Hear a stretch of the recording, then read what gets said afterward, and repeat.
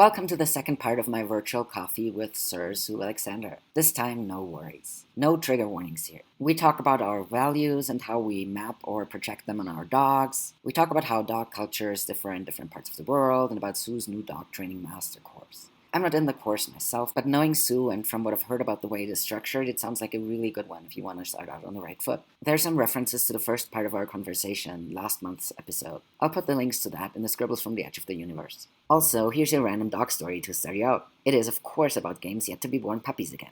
I'm editing this on March 6. Game's due date is March 19, so by the time this episode airs, the little ones will already be 2 weeks old. I am so excited. As of this week, Game has insisted on 3 meals a day. I've been making her dinner a raw one and different every day to increase the chances that exposure to different foods will help the puppies inherit Game's iron stomach. She's definitely showing, and as of today, I've seen her activity level go down and her snoozing and snuggling needs go up. James O'Here, or James O'Her, I'm not sure how to pronounce the name, writes that research indicates that aerobic, predictable, and rhythmical exercise of moderate to high intensity is likely to be helpful in several ways. It can provide a stress buffering effect, stave off learned helplessness, improve cognitive function, result in less emotionality, and encourage greater confidence. This is a quote I found in the Aggression Dog Workbook online, but I remember reading it in German in O'Here's Caden Neuropsychology book, Die Neuropsychologie des Hundes, which I believe is unfortunately only available in German and not as an ebook, so my copy is somewhere in Austria. In that book, if I remember correctly, O'Here went into the neurotransmitter and hormone details of why this kind of exercise is beneficial. Unfortunately, I don't remember the details or have access to the book, but I remember it's a good thing, so Game has been trotting at 5.5 kilometers an hour for an hour every day. Today was the first time I shortened her exercise time. She's not as into it as she used to, and I trust that her body knows best what she needs. Apart from having fun with her, some training every day, food, toys, chews, meeting dog friends and human friends, playing, all the things Game enjoys that I hope will pass on good brain drugs to her uterus. Apart from that, I've also been reviewing webinars, courses, articles, and books about breeding and socialization. And of course, I've been buying and building and collecting stuff for the puppies and recruiting dog friends for socialization purposes for when we're not in utero anymore. Alright, on to today's episode.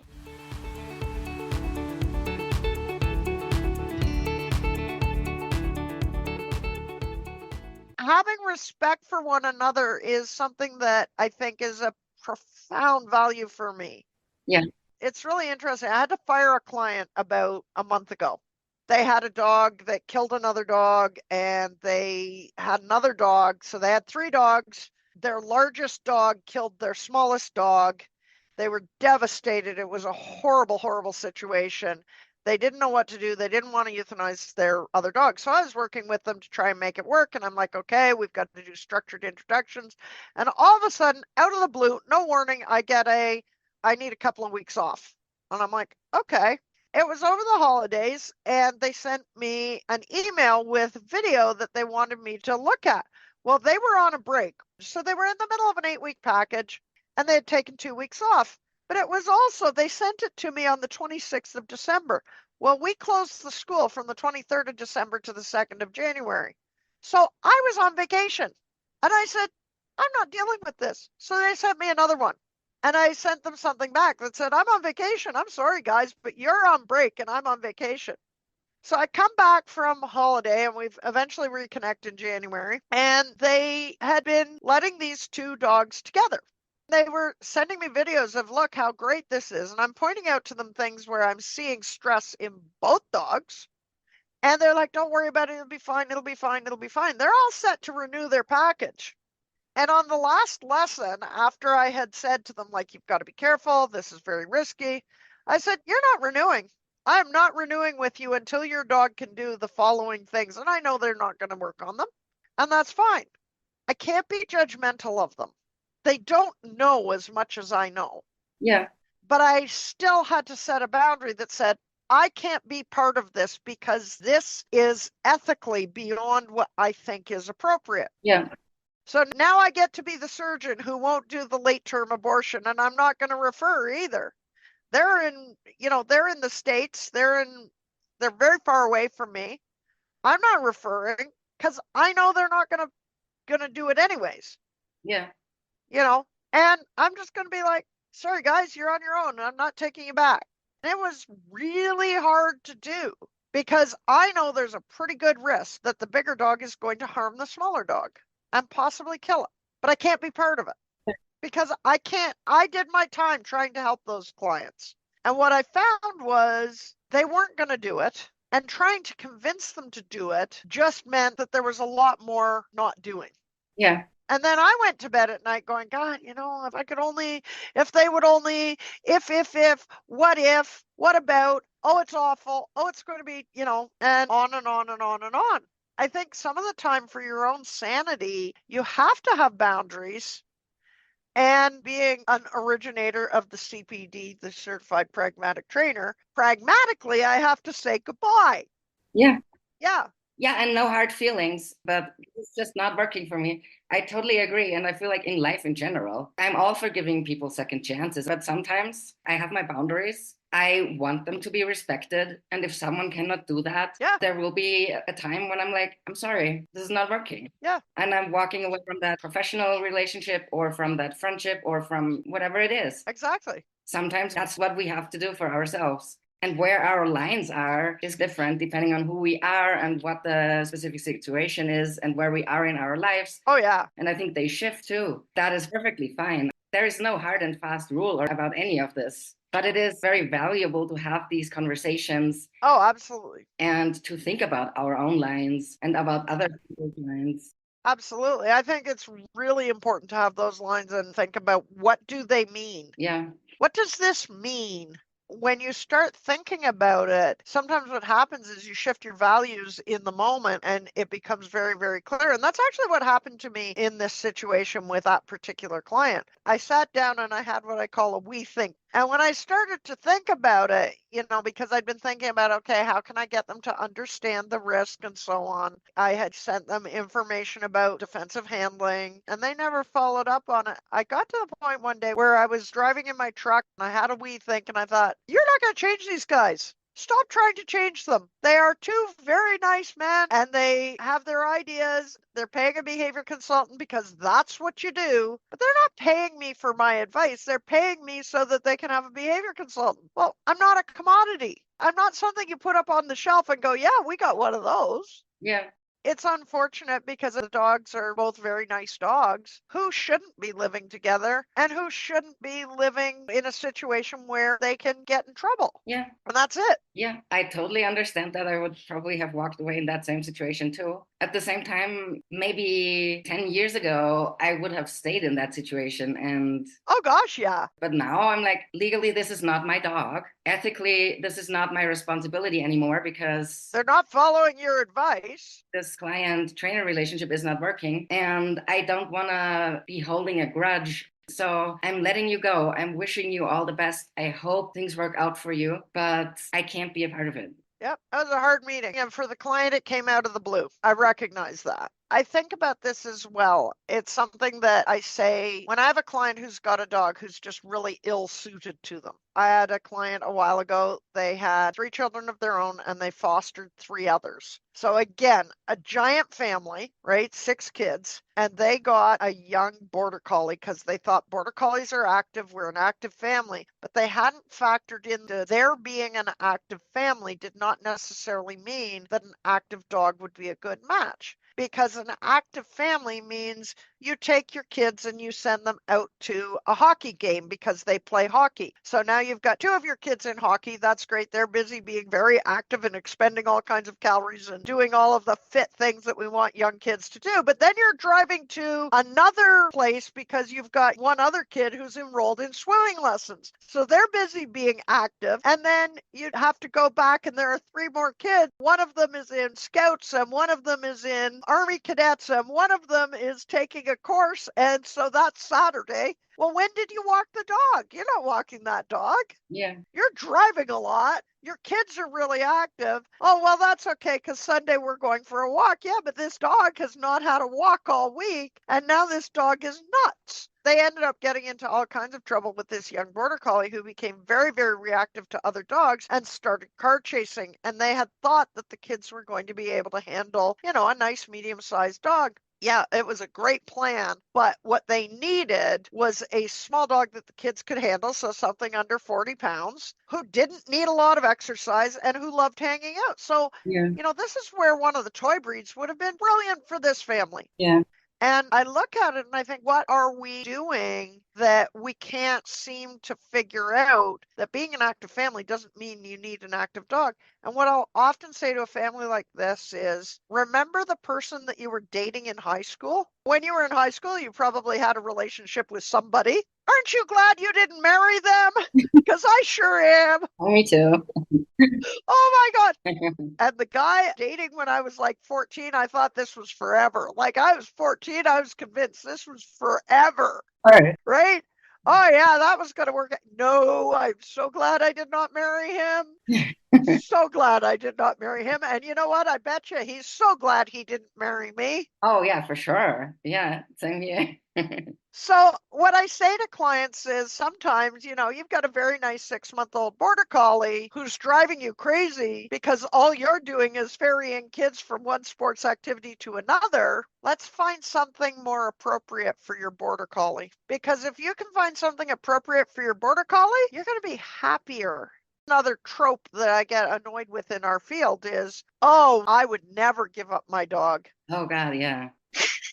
I hate that trope because it makes people so afraid to even bring up the topic, even though it would be better for them and their dog. Absolutely. Yeah, a friend of mine is currently trying to rehome her dog, and there's so much shame wrapped up in that. It hurts me because I know how much this person loves this dog and how much this person has done with and for this dog. And I know how hard it is to make that decision. And I also know how right it is to make that decision, both for my friend and for the dog. Yep. I really don't want the hell gates of the internet to open on them. It's so unfair. Oh, it's heartbreaking to watch these situations. And, if I said to somebody, you're in a bad relationship, you've got a partner who's not meeting your needs, you're not meeting their needs, you've gone to counseling, you've tried the things, you moved house, and you've got all this long list of all these things you've done, at what point would you leave? I think a lot of people have a much lower tolerance for what they would put up with in a relationship with another human than with a dog. It's true, yeah. Wild. It is. And I think it comes back to the whole rights and responsibilities thing, because what people then say is, oh, but the dog didn't get to pick. The dog didn't get a choice in this. And I say, okay, we have to act on behalf of our dogs. We have to know that we're making a decision on their part. But again, it comes back to, if I could ask Crow, would he spend a week with a prong collar and wear that prong collar for probably 4 to 6 months and then understand what the variables were and never have to wear it again?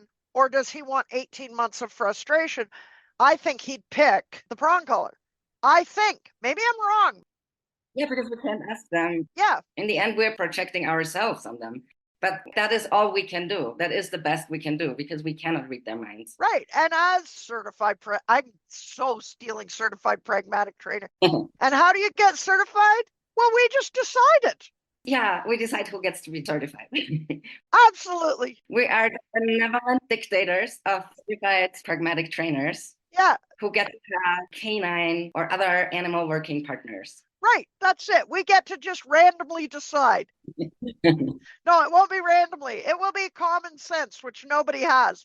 But as a certified pragmatic trainer, I'm going to say, if you asked your dog, do you want to spend the next 12 years in this relationship? Or you have the option of trying a different relationship, and I'm going to see if I can't find a better relationship. Which one do you want to choose? I think a lot of dogs would probably choose to be happy. I know. My only caveat is don't leave them thinking that you've died. This whole idea of if you're rehoming the dog, you have to never see them again. No, make a graduated transition. Help them to move on to university. Let them see you again, but find them a better situation. I think we're smarter about it in the working world. If you think about it, service dogs are raised by one person or family, passed through an institution, and then given to another person or family where they have 10 to 12 years of working life where they can do work that is meaningful to them. And nobody bats an eye and thinks, gosh, that's horrible. How could you do that to the dog? Yeah. But if it's a dog that,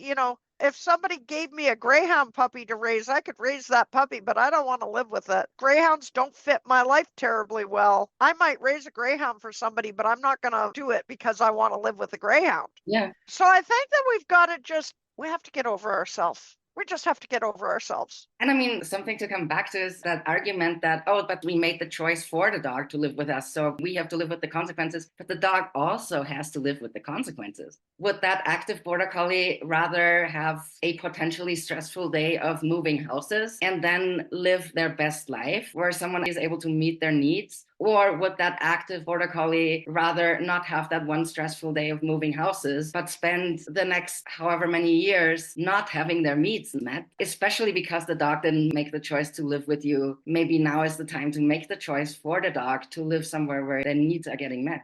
I got to write a blog, and I think I'm going to call it Playing God.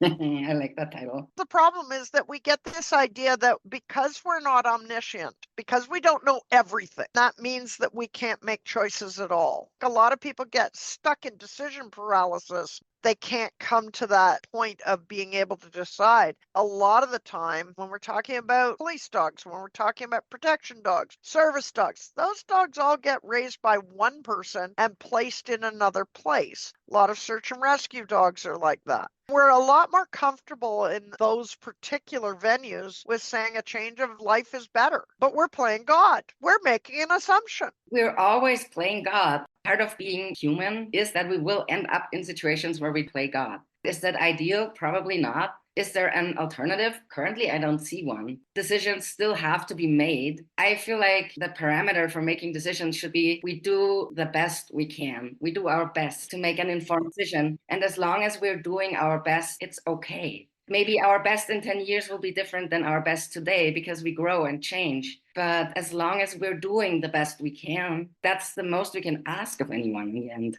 You know, here's an interesting thing. I wonder if it's cultural. I wonder if you and I are seeing this from a primarily European-centric perspective. Like, what's the culture of dog ownership in Austria? What aspect are you referring to? Well, okay, so like it's a big question. How do dogs live in society in Austria, Canada, the US, Belize, Grenada, Puerto Rico, Mexico, England, France? When I traveled in Europe, what I experienced of dogs was radically different than what I experienced here. And what comes to mind was I went to a pub with a friend of mine with her giant schnauzer. She knows that her giant schnauzer does not particularly like dogs in her face, so she tucked herself in a corner. Well, along comes a guy with this very elderly Labrador retriever bitch.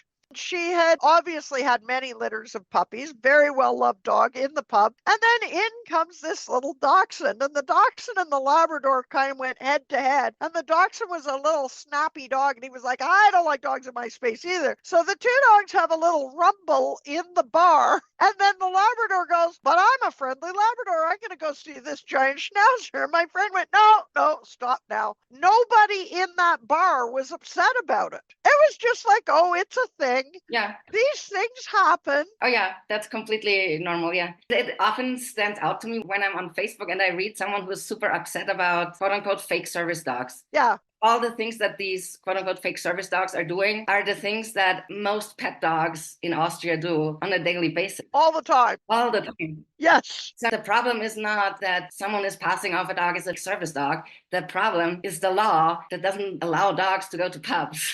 Right. Life would be so much easier if people could just take their dog in the pub. Exactly.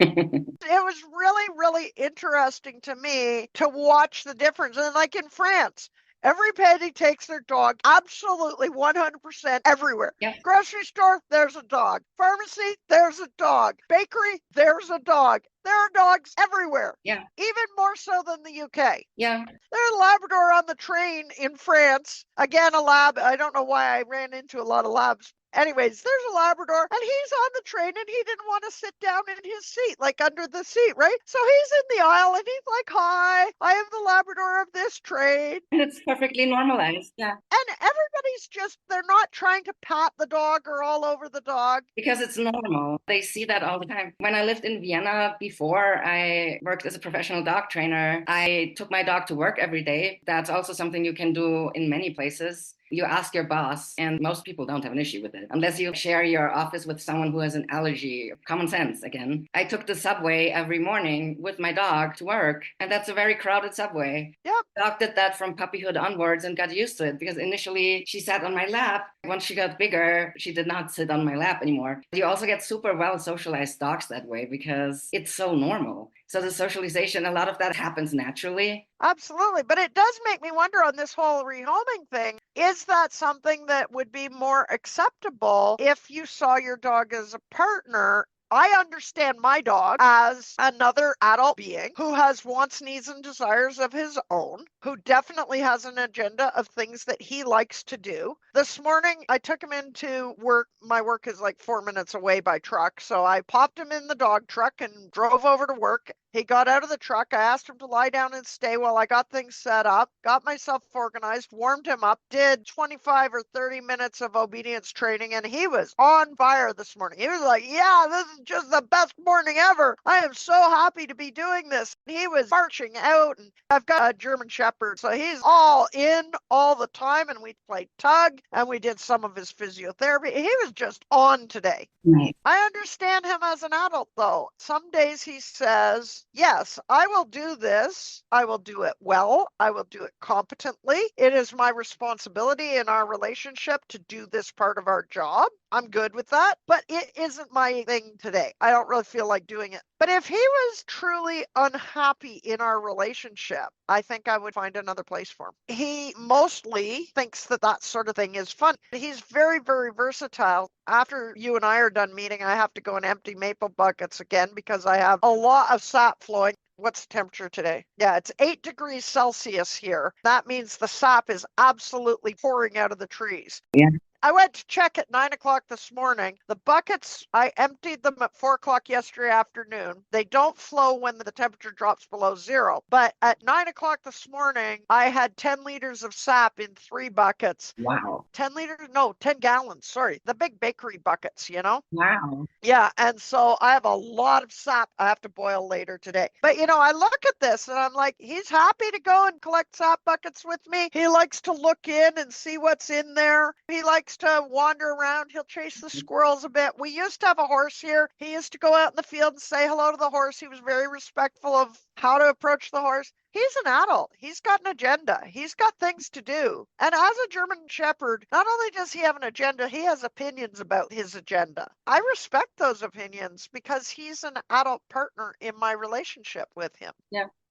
But I still have to make decisions for him. Yeah, and mostly because we live in a human world more than in a dog world. You need to make decisions for him because it's a human world. Yeah. Because we live in a world with cars and stuff like that he doesn't understand. Yeah. And he did not get a say in whether or not he got knee surgery. He did not get a say when he got a CT scan. He does not get a say about his monthly Cartrophin injections or about physio. He is required to do that. That is his part in our relationship. My part in our relationship is making sure that his body is as physically healthy as I can make it. My part is making sure that he has good health care and good food and opportunities to exercise. My part is making sure that the training makes sense to him. So we each have a part to play in our relationship that has checks and balances that makes it work. Yeah, I see it the same way pretty much with my dogs, but I don't think that's the European perspective because in Europe you get the same pushback about rehoming. Maybe it's a working dog perspective thing. In the working dog world in general, for example, in herding dogs, rehoming is common too. Yeah, we don't rehome the livestock guardians though. The flock guardians, they stay with the sheep. Is that because they only bond to one flock? No, I think that's mostly because they don't do well with a new farmer. Ah, okay, yeah. But like the border collie does get rehomed, a working border collie, right? Or get sold. All the time. I think it's a working dog world thing. As dog professionals, whether we are in that working dog world or not, we definitely dip our toes in it. Maybe that's where that comes from. I don't know. It's tricky, isn't it? In Mexico, it's way more normalized to rehome dogs. Yeah? Yeah. So what is the... And the culture is different too. Dogs are more allowed to be individuals than they are in other places, but they are also more often culled because they're more free roaming dogs. everyone respects them unless they keep killing your chickens, because then you'll shoot them. So there are two sides to that. That's interesting. Yeah. That's really interesting. So you're not considered an irresponsible dog owner if you let your dog roam. But if the dog kills the first chicken and your neighbor knows it's your dog, they'll probably tell you, hey, your dog is killing chickens. Teach them not to kill my chickens, or rehome them, or I'm going to shoot them if they keep doing that. Well, locally where I live, it is perfectly legal to shoot a dog who is harassing livestock. When I had horses here, if my neighbor's dogs came and attacked my horse, I never did this. I never had to because my neighbors didn't let the dogs loose. But if their dog did, it will be legal for me to shoot it. Yeah. I've known farmers, I've been there when farmers have shot packs of dogs that were harassing their sheep. And I think about that, and I think that is a much more pragmatic relationship with dogs and livestock. When we keep livestock, our responsibility to the livestock is to keep them safe. Yeah. Yeah. Locally, where I live, it is considered very bad to let your dogs roam. You're not allowed to let your dogs just roam loose. Yeah. But I've certainly been in communities where it was very common to let the dogs run loose. Sometimes they got hit on the road, and sometimes they got really sick, and sometimes they would tangle with wildlife and get in trouble. That was considered just very normal part of having a dog. Yeah, and I think there's so much culture surrounding that. A lot of people who allow their dogs to have that kind of freedom would argue it wouldn't be fair if I chained up my dog. The dog has needs. The dog is a dog. So they would argue life quality over quantity. I can see that argument. I can too. That makes sense to me. I don't let my dogs roam freely because I worry too much, but I give them as much freedom as possible. I live on a farm. My dogs are used to, when I open the front door, they're not allowed to just run out the front door. But if I invite them to go out with me, I don't put a leash on them, and they just hang out with me. Yeah, I do that too. I Yeah. often think if I had to live in an apartment, what life would be like for my dogs? What would they think of that? I live in an apartment currently, and I walk my dogs without a leash in Mexico City. I'm aware that there is the danger of traffic, but I have trained for them to stay on sidewalks, Yep. to stop at curbs. And I also have cues, because if there's a squirrel on the other side, I will use the cue to stop rather than expect them to be able to remember that I would like an auto stop. But if there's a tree on our side of the street that has a squirrel on it, they can go chase that squirrel, because I want to maximize their freedom. That looks different depending on where I live. Yeah. Yeah. And I don't want them to only ever walk on a leash unless I drive out of the city. If my dog gets run over by a car in the afternoon, the next dog I have will still have that freedom. It's important to me as a person. Yeah. I cannot ask the dog if they would rather walk on a leash or run the risk of eventually getting run over. And of course, they'll only be off leash when I have trained them to that degree that I consider it unlikely that they will be run over. But I know it's not impossible. Of course, it can happen. It's a risk I am opting into. Yeah, it's an interesting little problem, isn't it? Yeah. Yeah. I don't know that I would let my dogs off leash in Mexico City, but my life has a pickup truck and a crate in the back seat of my pickup truck. My life is designed around being able to take my dog with me to different places. And we have a dog van that we can transport 5 dogs in. Nice. Our life is designed around being able to go places and do things with our dogs. That's what we sign up for when we get a dog. Yeah. I don't know if I'd live in Mexico City with a dog. I don't know. It's a good question. How practical is it in Mexico City to put your dog in a vehicle and go somewhere where you can just walk off leash? I mean, I can walk off leash outside of my apartment. Well, yeah. But the closest place where there will be no cars is about a 15 to 20-minute drive from me, depending on the traffic conditions. Yeah. That is in the city. Mexico City has lots of green spaces. It's a very walkable city. It's not like LA where you need a car to go anywhere. Yeah. LA just baffled me the one time I was in it. It was like, holy smokes. Yeah.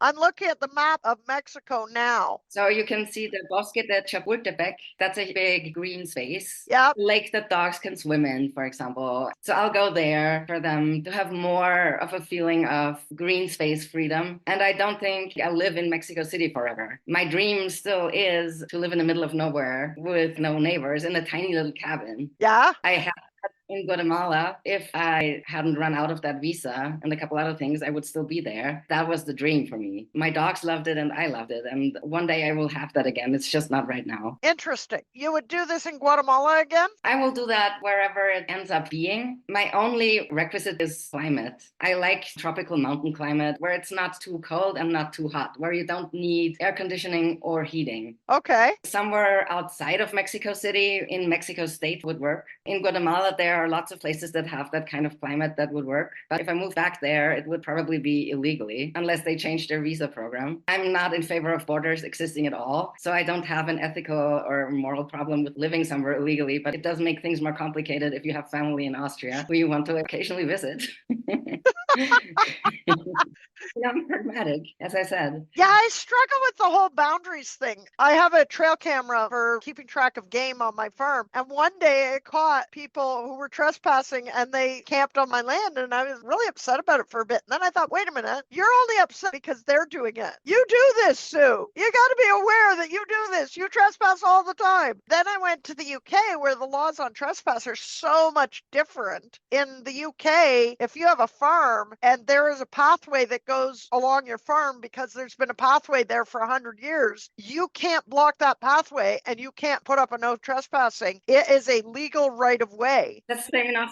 Yeah. Yeah, it was really, really interesting to me because in France, you're not allowed to do what they call camping sauvage, where you just put up a tent wherever you want. But you are legally allowed to do that in the British Isles, but nobody does it because of the travelers, the Romney people who live in the UK, and they have a bad reputation. So nobody does it because the police will give you a hard time because they discriminate against the travelers. There's this whole thing of where you can camp and where you can't camp. And it just got me thinking, like, why do we care? We should not care. As a traveler who camps somewhere, I would want to be sure to leave nothing behind, right? Yeah. I'm not leaving my trash behind. Yeah. And I'm not setting your forest on fire. Right. As long as someone does that and treats the land with respect. Why is it a problem? Why shouldn't they be camping here? Yeah. Yeah. Why is it a problem? Yeah. It should be communal.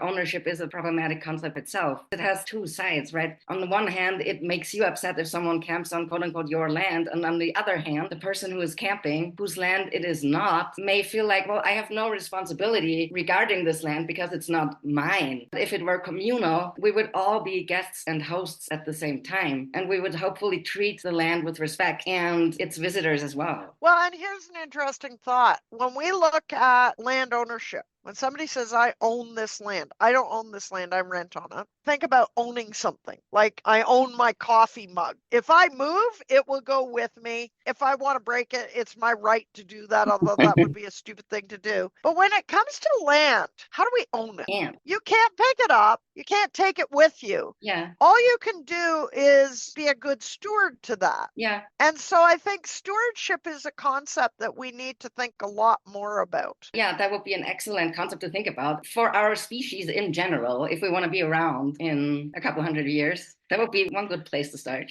Absolutely.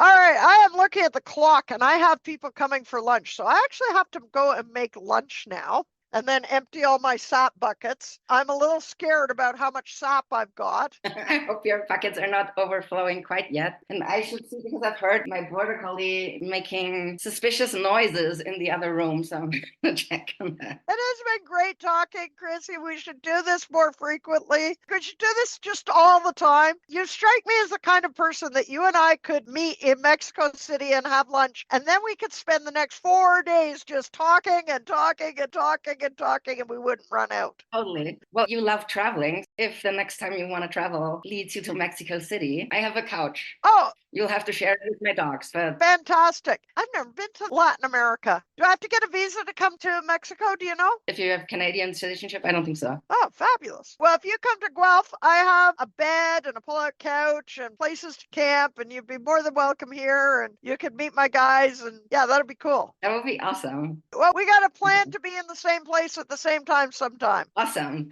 Just before I let you go, would you like to plug anything? Where can people find you? Good idea. So I got a couple things on the go right now. Biggest thing that I've got is the Dog Trainer's Crucible. This is a new bit that I've started to help new trainers to become better trainers and to start their businesses successfully. Most of us who are dog trainers are working for ourselves, and most of us put all of our education into become better dog trainers. Now, I've got some stuff on my Dog Trainer's Crucible that is about dog training specifically. So I've got a webinar right now on fitting equipment, but I'm also focusing on how do you run your business? I've just launched a course called Elephants, Antelopes, and Squirrels, which is all about how you price your business. I saw that and I was like, that is such a good title. Isn't it a great title? It's all about we make big sales and we make small sales and we make medium sales, but which sales do we need to make to do what? Why do we have them? What do they do for us? So there's a webinar. It's $25 Canadian, which is about $18 American. You guys have the peso, right? We have the peso in Mexico. Yeah, I don't know how many pesos it would be. I've never converted. About 400 pesos, I think, but I might be totally off. I'm really bad at math. Don't quote me on that. All right. So you can look it up anyways. But the big thing I'll tell you my medium thing. I've got another medium thing. You can join our community, which meets once a week, and they have social meetings where they just talk about dog training and being a dog trainer and whatever comes up. They've had discussions of different cases. They've talked about different equipment and what that is all about. They've talked about, do we need to learn the science of dog training to be a good dog trainer? There's a question. They've talked about all kinds of things, whatever is important to you as a dog trainer. Once a month, we have a guest and we do a live chat, and we've had some interesting guests. We've had Grisha Stewart on, Mike Shikashio's been on. We basically just riff for an hour the way that you and I have. We have a bunch of really interesting people coming on. So we're going to have Roxanne Pardiak, who is a Canadian agility competitor who competes in Europe. And she's going to talk to us a little bit about how do you compete with a dog successfully? What do you need to have for that? But how do you travel with a dog like that? Because that's really tricky. Marika Bell came in and talked to us about how to put together a podcast. We've got Dr. Simon Gadbois, who is at University of Dartmouth at Halifax. He's going to talk to us about the importance of science to dog trainers. You have to be a member to get access to the live chats. It's not a very expensive thing. It's $25 a month. That's nice. That's nice, yeah. Yeah. And the other thing about that is once a month you get a free webinar. If you're looking for continuing ed credits, you can get that. But my big thing, I have a great big thing, which I think you know about. I am offering a year-long master course that gives you the science of dog training. So there's an academic portion of it, but it also gives you a 1-year access to our online dog training classes. So you can go to a dog training class and get actual coaching on your training skills, which I think is so important for new trainers. Get free access to the Crucible as community as part of that. So it's a really good value for your money. And then the final thing about it is we only take 10 students per cohort. Our next cohort is starting on April 2nd, 2024. I don't have a date for the cohort after that, but probably sometime in late May we'll do that. So I don't know when this podcast is going up, but I'll give you the link to put in the show notes so people can reach out to that. Like I say, we're only taking 10 people per cohort. You get a monthly meeting with your class. You get a private community for your class. It's a really high value program, and what it's intended for is people who want to move from being a talented amateur to having the skills and information they would need to become a dog training professional. So there's a little bit of business stuff in it towards the end. We're covering most of what you would need in order to pass the CPDT. The reason I do that is I wanted to have a benchmark that said, this is what we're going to reach. This is where we're going to reach. But I don't want to offer certification because, all joking aside about being a certified pragmatic trainer, I think that third-party certification is really, really important. I think there are enough schools out there. It's what I call Bob's School of Dog Training, right? Bob decided he wanted to be a dog trainer, so he started a dog training school, and now he's training other trainers, and now you too can become Bob certified. But who's Bob? Well, nobody knows who's Bob. Yeah. By having third-party certification, what it means is I have the knowledge and understanding to pass an examination. That's what it says. Yeah. Now, it doesn't say I'm talented. That's why I included the online classes in this program. You do need that feedback on your actual, how are you training a dog? It's why I compete with my dogs. Hawkeye has his companion dog title. He has his rally novice title. He has his trick champion. He has his containers novice title from UKC. He's got a lot of titles. And the reason for it is I want somebody else looking at my work and saying, yeah, Sue actually knows how to train a dog. I don't want to just go, oh yeah, I trained a dog, whatever. So I provided that that in the course because I think that's so important. That is really important. I have been training dogs professionally for 30 years. This morning, when I went in for my practice, one of my senior staff was coaching me. I feel like you need a continuous feedback. Right? That's it. I feel so lucky to have a web of colleagues where it's like a back and forth. Yeah. Everyone keeps learning and keeps improving. Exactly. If you're new, you don't have that. So it's really valuable to provide. Yeah, that's why I included it in the masterclass. I want people to be able to set up their camera in their living room with their dog and work through a structured program so that you can decide what you want to train on and you move forward towards a goal. Boy, do I wish I'd had that when I started out. Yes, now looking back when I started out, for example, like just thinking about timing, my timing was way off. Oh, yeah. Because I didn't have anyone who was actually looking at me. You think you're doing it right. You even take videos of yourself, but you're only watching them yourself. Yeah. And there's nobody else who helps you learn how to analyze your own video. You hit that wall so soon. You just need someone else's eyes on your work. That is incredibly valuable. Absolutely. I will let you go before the sap is overflows again. It was overflowing this morning, so we'll see. I have to take the truck down the road and pick up one of the buckets that's too heavy to carry. Oh, wow, yeah. Well, please send me the links you would like to put me into the... I will. You would like me, my English is failing me, so it's clearly time to end. This has been so much fun. Let's have coffee again. I'm looking forward to it. All right.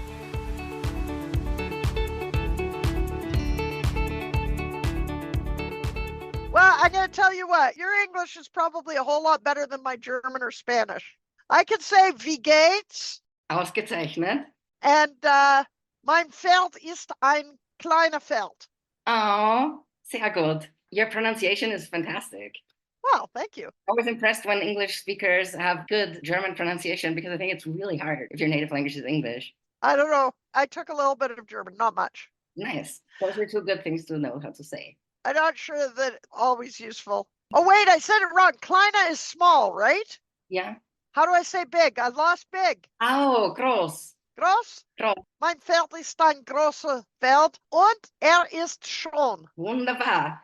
For everyone listening, my horse is big and beautiful. Yes, yes. That's about all I remember. Perfect. What more do you need? That's how you make a connection with another animal lover. Und mein Hund ist, I don't remember also. Auch Groß und schon. There we go. And my dog is also big and beautiful. Yes, but not the same big as my horse. All right, we got to say goodbye. We got to say auf Wiedersehen. Auf Wiedersehen, yeah. And how do you say goodbye in Spanish? Adios.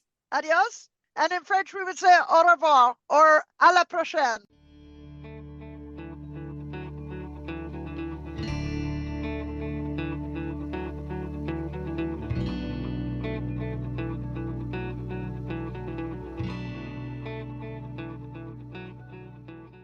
Arrivederci. Like, share, review, and subscribe if you like what you hear, and happy training, everyone.